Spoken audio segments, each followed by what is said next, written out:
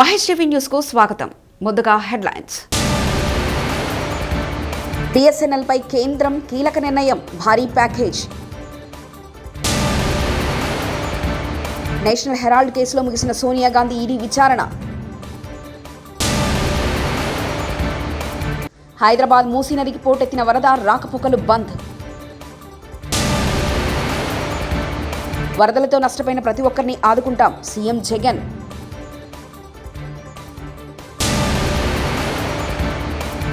ఈ నెల 29, 30, 31 సుమధుర హాస్య నాటిక పోటీలు.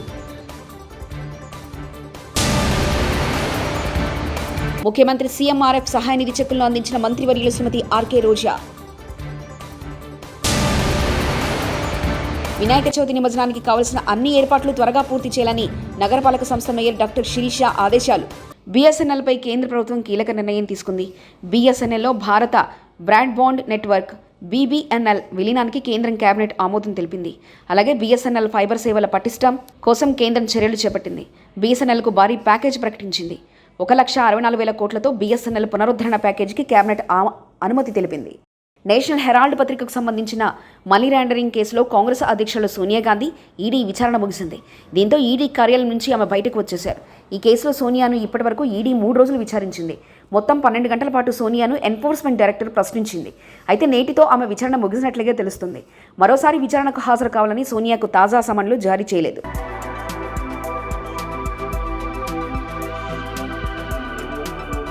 భారీ వర్షాల కారణంగా ఉస్మాన్ హిమాయసాగర్ జలాశయాలకు వరద ప్రవాహం కొనసాగుతుంది.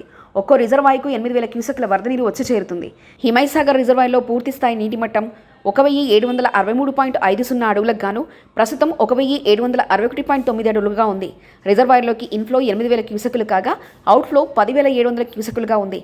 దీంతో 8 గేట్లు 4 అడుగుల మేర ఎత్తి మూసికి నీటిని దిగువలా వదులుతున్నారు అధికారులు. తిరుమలాపురం, నార్లవరం వరద బాధితులను సీఎం జగన్ పరామర్శించారు.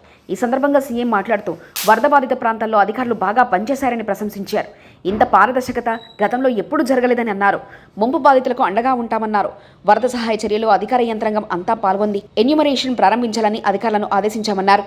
ఇల్లు కోల్పోయిన వారికి 10,000 చొప్పున ఆర్థిక సాయం ఇవ్వాలని ఆదేశించామని సీఎం తెలిపారు. వరదలతో నష్టపోయిన ప్రతి ఒక్కరిని ఆదుకుంటామని సీఎం భరోసా ఇచ్చారు. గుడిసెలు చాలా ఎక్కువగా ఉన్నాయి. ఎందుకనంటే ఇదంతా కూడా ఐటీడీఏ పరిధిలోకి వస్తుంది కాబట్టి ఇదంతా కూడా ఎప్పుడు పోలవరం ప్రాజెక్టు పూర్తయినప్పుడు సబ్మర్జెన్స్లోకి ఎట్టా వస్తుంది కాబట్టి ఇటువంటి తాటాకు సంబంధించి గుడిసెల్లో ఉన్న వాళ్ళందరికీ కూడా అమౌంట్ కూడా పెంచే కార్యక్రమం కూడా చేస్తానని చెప్పి కూడా చెప్తా ఉన్నా. ఇంతకుముందు దాదాపుగా 5,000 ఉండేది, దాన్ని 10,000 రూపాయలకు పెంచే కార్యక్రమం కూడా చేసి కూడా మంచి జరిగించే కార్యక్రమం కూడా చేస్తానని కూడా చెప్తా ఉన్నా.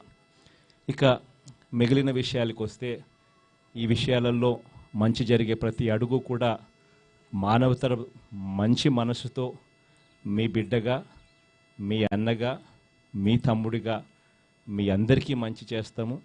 మీరందరూ ఒకటే గుర్తుపెట్టుకోండి, ఈ ప్రభుత్వం మీది అన్నది గుర్తుపెట్టుకోండి.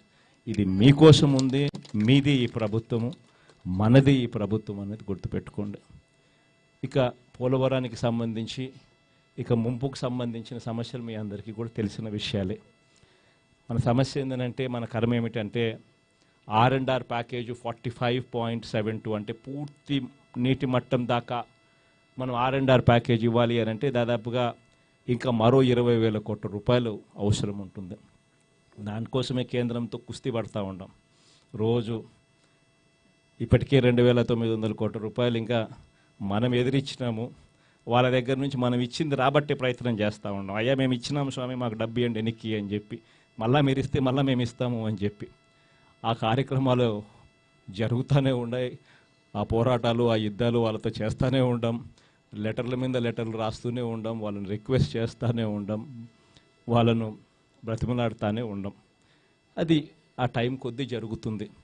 కానీ 41.15 మీటర్స్ దాకా ఈరోజు నగరి మంత్రి నివాస కార్యాలయంలో 16 మంది లబ్ధిదారులకు ముఖ్యమంత్రి సహాయ నిధి సీఎంఆర్ఎఫ్ నుంచి 8 లక్షల రూపాయల నగదు చెక్కు రూపంలో అందించిన మన మంత్రివర్యులు, రాష్ట్ర పర్యాటక సాంస్కృతిక వ్యవహారాలు, యోజన సర్వీసుల క్రీడా శాఖ మంత్రులు శ్రీమతి ఆర్కే రోజా, లబ్ధిదారులు తమకు ఆర్థికంగా అండగా నిలిచిన జగనన్న గారికి మంత్రివర్యులు ఆర్కే రోజాకి కృతజ్ఞతలు తెలిపారు.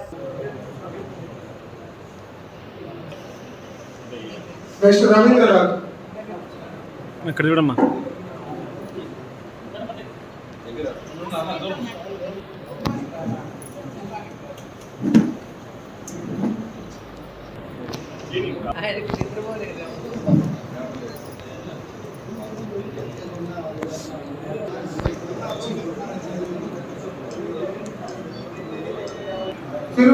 తిరువిక్రమ్ గోపాల్ రెడ్డి వారు.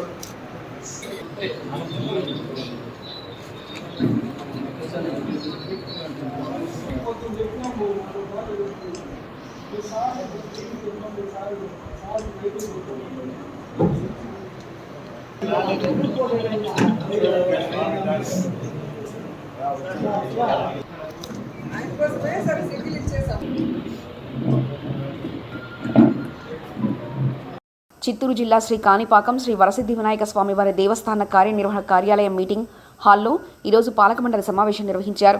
ఈ సమావేశం దేవస్థాన చైర్మన్ మోహన్ రెడ్డి మరియు కార్యనిర్వహణ అధికారి శ్రీ సురేష్ బాబు అధ్యక్షతన నిర్వహించడం జరిగింది. ఈ సమావేశంలో వచ్చే ఆగస్టు 4న జరుగు ఆలయ ధ్వజస్తంభ ప్రతిష్ట మరియు ఆగస్టు 15 నుంచి 21 వరకు జరుగు ప్రత్యేక పూజలు, మహా కుంభాభిషేకం కార్యక్రమాలపై ఏ సమయాల్లో దర్శనాల నిలుపుదల, ప్రోటోకాల్, ఆహ్వాన పత్రికల వంటి పలు అంశాలపై చర్చించడం జరిగింది. చాలా ఇంపార్టెంట్ వచ్చేసి అది ఒకసారి మీరు మీ కాన్ఫరెన్స్ ఎమ్మెల్యేలో మొత్తం పెట్టాలి. వెస్టర్న్ అంటే బాగుంటుంది. మొత్తం వెస్టర్న్ యూజింగ్ అంతా అదే మోకాళ్ళు వస్తున్నారు కానీ 20-30 మోకాళ్ళు వస్తున్నారు.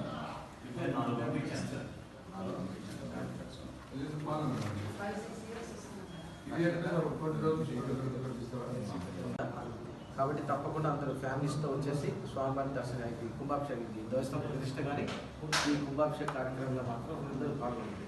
ఎందుకంటే మనం ఇక్కడ ఏం చేస్తున్నామంటే ఈ కుంభాభిషేకము మహా చతుర్వేద హవన సహిత కుంభాభిషేకంలో కార్యక్రమంలో భాగంగా 15వ తారీఖు నుంచి జరిగే కార్యక్రమంలో ఆ రోజు నుంచి 23వ తారీఖు వరకు కూడా దేవస్థానంలో ఎటువంటి ఆర్జిత సేవలు అనగా అభిషేకాలు కానీ, ఈ మన కళ్యాణోత్సవాలు కానీ, మన గణపతి హోమాలు కానీ అవన్నీ కూడా ఏమి ఉండవు.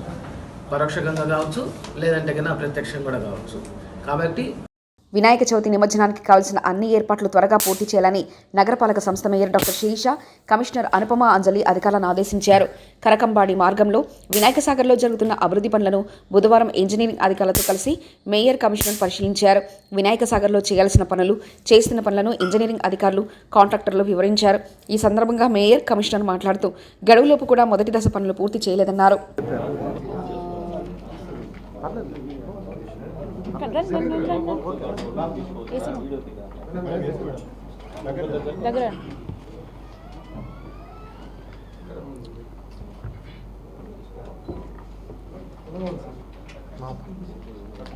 అందరికీ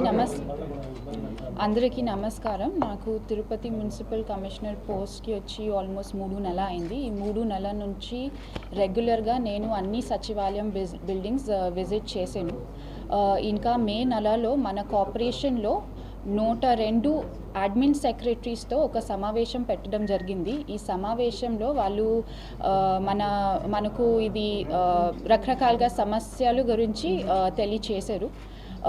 వాళ్ళ ఫీడ్బ్యాక్ బేసిస్ మీద మన కార్పొరేషన్ వాళ్ళు ఒక సచివాలయం ఆధునీకరణ ప్రణాళిక తయారు చేశారు. ఈ ప్రణాళిక కింద మనము ఈ వేరియస్ చర్యలు తీసుకుంటున్నాము.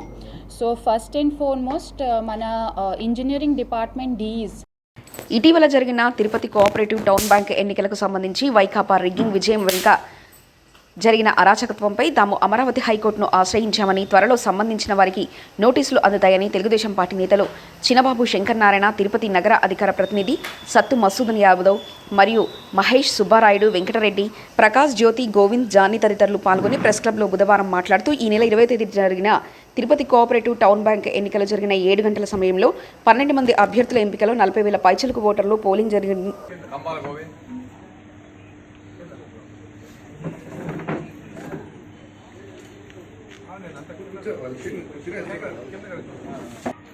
మొన్న 20వ తారీఖు తిరుపతి కోఆపరేటివ్ బ్యాంక్ ఎన్నికల్లో గురించి ఈరోజు మనము మాట్లాడబోతున్నాం. ప్రమాణ స్వీకారం రోజు అంటే మొన్నటి రోజు ప్రమాణ స్వీకారం తిరుపతి నగరంలో వైఎస్ఆర్సీపీకి సంబంధించిన ప్యానెల్ 12 మందితో కూడా ప్రమాణ స్వీకారం చేశారు. అందులో తిరుపతి ఎమ్మెల్యే కరుణాకర్ గారు కొన్ని వ్యాఖ్యలు చేశారు. వాటిపై ఈరోజు వివరణ చెప్తున్నాం. తెలుగుదేశం పార్టీ అంటే మీకు ముఖ్యంగా యాదాద్రి భువనగిరి జిల్లా రామన్నపేట మండలంలో లక్ష్మాపురం, వలిగొండ మండలాల్లోని సంగెం గ్రామాల శివార్లో ఉన్న మూసి వద్ద బుధవారం ప్రవాహం ఉధృతంగా ప్రవహిస్తుంది. హైదరాబాద్లో భారీ వర్షాలు పడుతున్న నేపథ్యంలో మూసి నది ఉగ్రరూపంగా మారింది. లక్ష్మాపురం వంతెనను తాకుతూ వరద నీరు ప్రవహిస్తుంది. పోలీసులు బ్రిడ్జిపైకి రావద్దని రెడ్ అలర్ట్ జారీ చేశారు.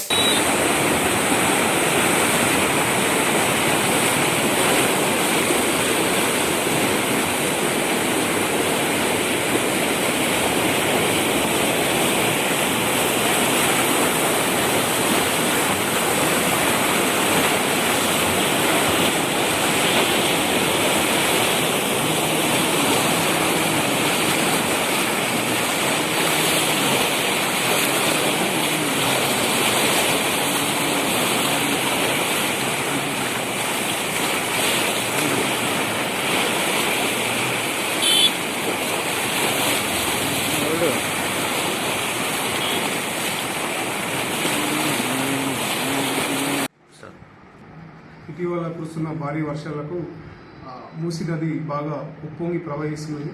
దీనికి సంబంధించి మన రామన్నపేట మండలంలోని లక్ష్మాపురం బ్రిడ్జ్ వద్ద, వలిగొండలోని సంగెం బ్రిడ్జ్ వద్ద వాటర్ ఓవర్ఫ్లో అవుతుంది. కావున ప్రజలందరూ గమనించి పోలీసు వారికి సహకరించి అక్కడ అటు సైడ్ ఎటు వెళ్ళకుండా ఆ రోడ్డును దాటకుండా వేరే రోడ్డును ఉపయోగించుకోవాలని కోరుకుంటూ పోలీసు వారికి సహకరించి న్యూఢిల్లీలో కేంద్ర రోడ్డు రవాణా మరియు జాతీయ రహదారుల శాఖ మంత్రివర్యులు శ్రీ నితిన్ గడ్కరీ గారిని కలిశారు ఎంపీలు.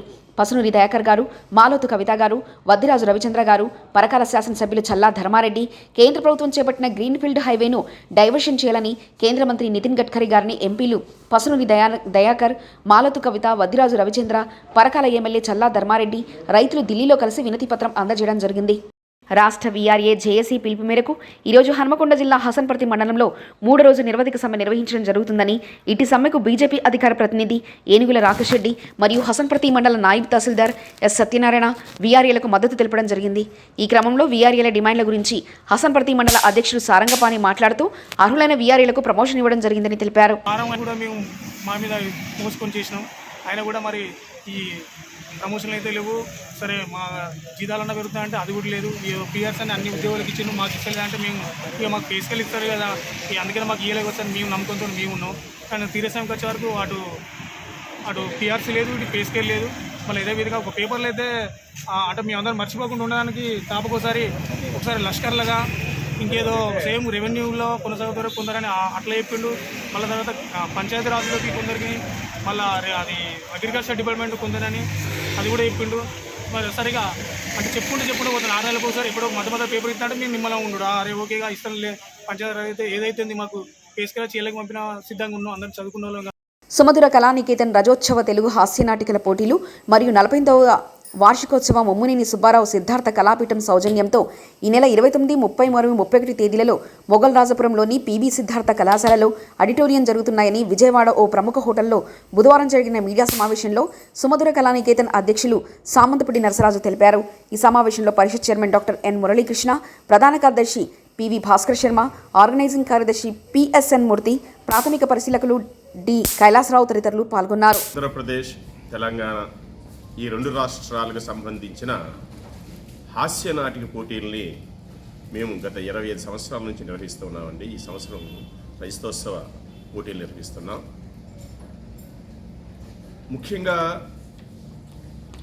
ఈ హాస్య నాటిక పోటీలను పెట్టడంలో ముఖ్య ఉద్దేశం ఏంటంటే, చాలా సంస్థలు అనేక ప్రాంతాలలో రకరకాల సాంస్కృతిక పోటీల్ని, నాటికల్ని, పోటీలను నిర్వహించడం జరుగుతుంది. కానీ ప్రత్యేకించి మా సుమధుర కళానికేతన్ నిర్వహించే ఈ పోటీల ముఖ్య ఉద్దేశం ఏంటంటే హాస్యరసాన్ని దాన్ని మేము ప్రోత్సహించడం. హాస్య నాటికల పోటీలు అంటే నాకు తెలిసినంత వరకు కూడా ఎక్కడ నిర్వహించడం జరగట్లా. ప్రత్యేకించి హాస్య నాటిక పోటీ నిర్వహించడం అనేది ఒక్క సుమధుర కళానికేతన్ మాత్రమే నిర్వహిస్తుంది. ఇది మేము 25వ సంవత్సరం నిర్వహిస్తున్నాం. 25 సంవత్సరాల నుంచి హాస్య నాటిక పోటీలను మేము నిర్వహించడం జరుగుతుందండి. మాకు ఈ హాస్య నాటిక పోటీలు నిర్వహించడంలో మా సంస్థ సభ్యులందరూ, కళాభిమానులు, అనేక ఇతర సంస్థల నుంచి వచ్చిన వాళ్ళు, నాటక బృందాలు ఇవన్నీ కూడా మాకు ఎంతో ప్రోత్సహించి ఈ కార్యక్రమం నిర్వహించే విషయంలో మాకు సహకరించినందుకు వాళ్ళందరికీ కూడా కృతజ్ఞతలు తెలుపుకుంటున్నాం. మరొక ముఖ్యమైన ప్రత్యేక అంశం ఏంటంటే కళలు, సాహిత్యం, సాంస్కృతిక అంశాలు వీటికి సంబంధించి యువతను ప్రోత్సహించాలనే ఒక ఉద్దేశం మేము పెట్టుకున్నామండి. అందుకని మేము ఏం చేస్తున్నామంటే ప్రతి సంవత్సరం కూడా ప్రత్యేకించి ఒక రోజు ఈ సంవత్సరం 31వ తారీఖున ఉదయం 10 గంటలకి యువతను ప్రోత్సహించాలనే ఉద్దేశంతో కొన్ని యువజనోత్సవాలని, యువకులకి కొన్ని పోటీలు నిర్వహించడం జరుగుతుంది. ముఖ్యంగా బృందగానాలు,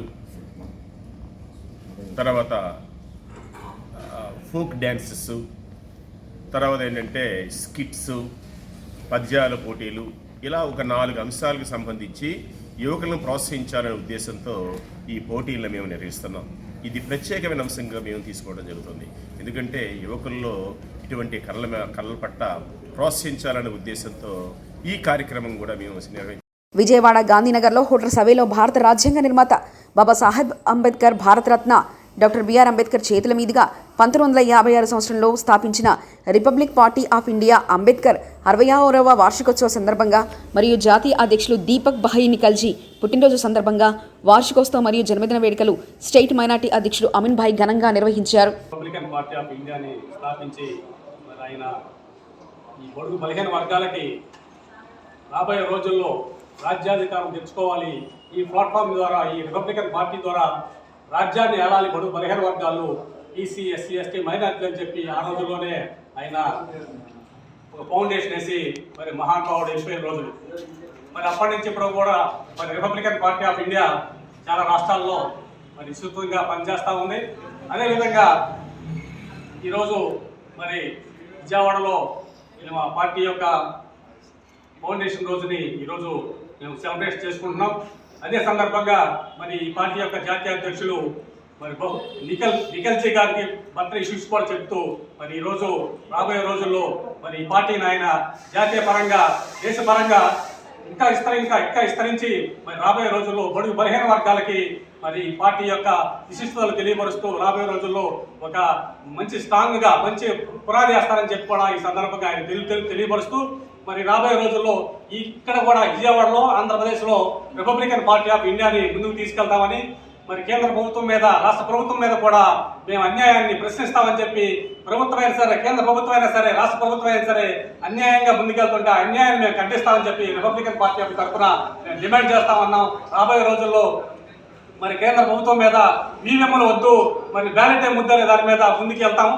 అదేవిధంగా రాష్ట్రంలో కూడా మరి నిత్యావసర వస్తువులు కానీ, మరి కొన్ని పథకాలు కానీ, మరి విదేశీ మా సారాన్ని చెప్పినప్పుడు పిఠా ప్రసాద్ గారు చెప్పినట్టు మరి విదేశీ ఫారిన్ కంట్రీస్ విదేశీ యొక్క విద్యా విధానాన్ని మరి పునరావృతం చేసే విధంగా మేము పోరాటాలు చేస్తామని చెప్పి సందర్భంగా తెలియజేసుకుంటూ మరొకసారి మా పార్టీ తరఫున మా జాతీయ అధ్యక్షుడికి ఉదయపూర్వక జన్మదిన శుభాకాంక్షలు తెలియజేసుకుంటూ మరి జై భీమ్, జై పూలే, జై అంబేద్కర్.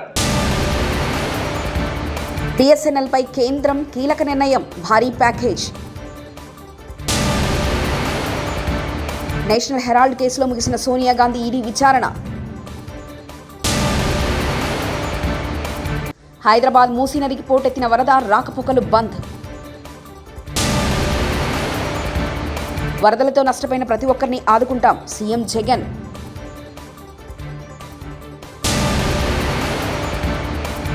ఈ నెల 29, 30, 31 సుమధుర హాస్య నాటిక పోటీలు. ముఖ్యమంత్రి సీఎంఆర్ఎఫ్ సహాయ నిధి చెక్కులను అందించిన మంత్రివర్యులు శ్రీమతి ఆర్కే రోజా. వినాయక చవితి నిమజ్జనానికి కావలసిన అన్ని ఏర్పాట్లు త్వరగా పూర్తి చేయాలని నగరపాలక సంస్థ మేయర్ డాక్టర్ శిరీష ఆదేశాలు. ఇవి బులెటిన్ విశేషాలు. చూస్తూనే ఉండండి మహేష్ టీవీ.